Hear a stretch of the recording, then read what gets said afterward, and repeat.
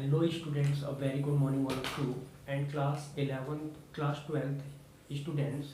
Today we are going to discuss about chapter number 2 and the topic is reasons of USSR disintegrations. What is the meaning of disintegration? means होता है विघटन. कह रहे हैं कि वो रीज़न क्या थे.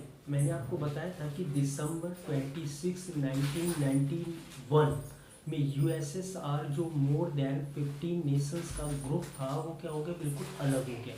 तो what is the main reason to of SSR disintegration?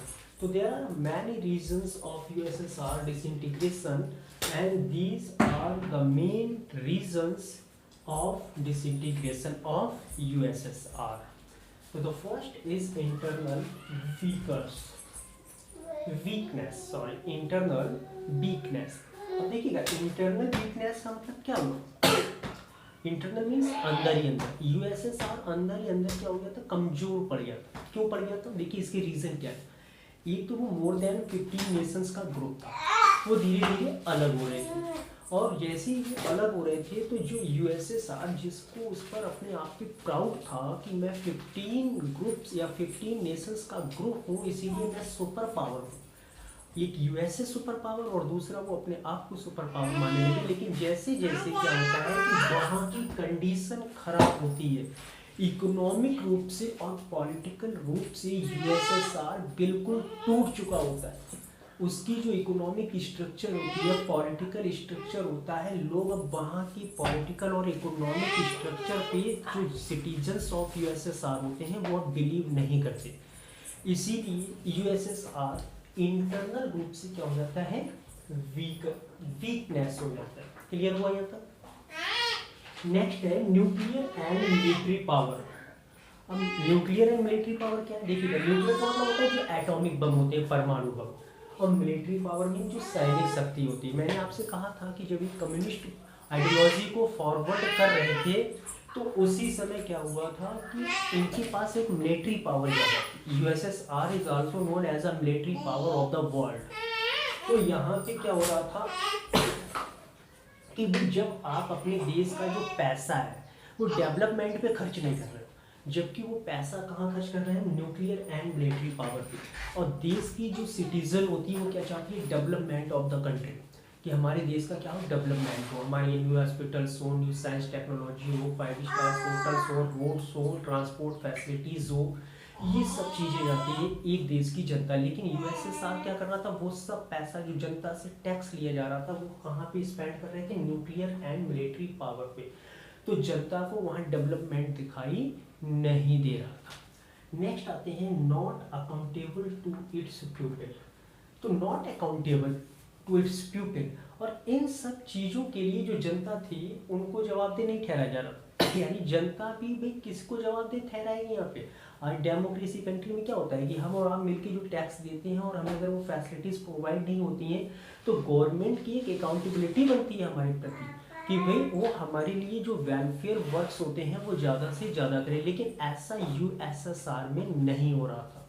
इसीलिए वहाँ की जो जनता थी, सिटीजन्स थे, उन्होंने प्रोटेस्ट किया था. किसका किया था? द गवर्नमेंट का, ऑफ यूएसएसआर का. नेक्स्ट आता है rise of nationalist and desire of sovereignty.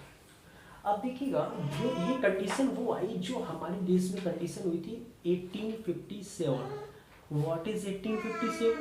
1857 is also known as the first freedom war in our country during the British period. As you know that 1857 का जो हमने freedom of fighter पढ़ा या freedom of, जिसको हम कह सकते हैं स्वतंत्रता के लिए लड़ा गया एक स्ट्रगल, एक संघर्ष कह लीजिएगा, जो हम इंडियन हिस्ट्री में पढ़ते हैं.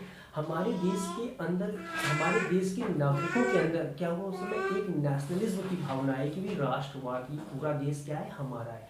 ऐसे जब ये सब सर्किल चांसेस उस समय यूएसएसआर की कंडीशन हो रही थी तो वहाँ की जनता भी धीरे धीरे अब क्या करती है कि अब उनके अंदर नेशनलिस्ट की फीलिंग्स आने लगती है.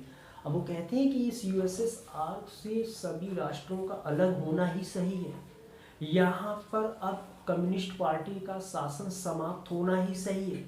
जो Gorbachev is also known as the last leader of USSR which is ruling party of communist party in USSR, लोगों का उस पर भी विश्वास हट गया कि भाई इसको भी हटाया जाए। तो अब लोगों के प्रति अब डेवलपमेंट नहीं दिखाई दे रहा था, तो लोगों ने अब सोचा कि भाई अब क्या देखना चाहिए, अब हमें अपने देश के बारे में सोचना चाहिए, नहीं तो ऐसे तुम्हारे देश की कंडीशन बिल्कुल खराब हो चुकी है। तो लास्ट में आते हैं रिफॉर्म्स इंक्रीज्ड दिस इफेक्ट्स।